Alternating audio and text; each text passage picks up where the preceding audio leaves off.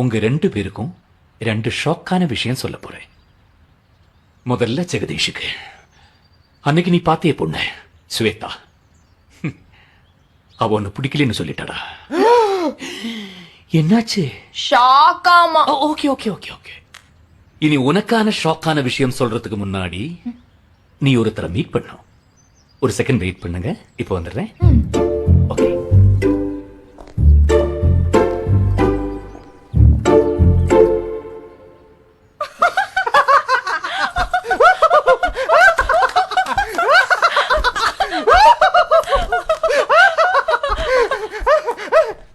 நீ ஏன் சிரிச்ச?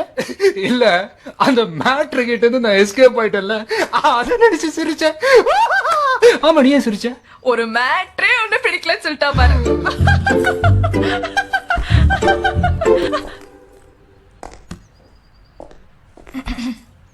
சித்ரா, வாமா.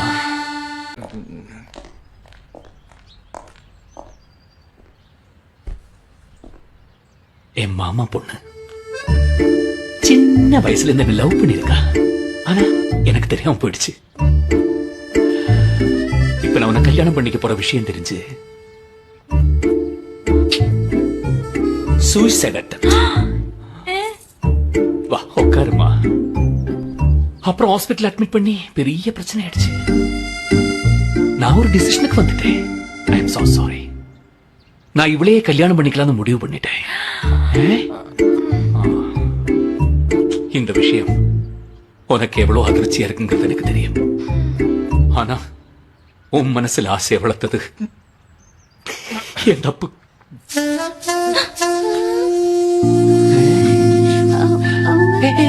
இதெல்லாம் வாழ்க்கையில சகஜம்.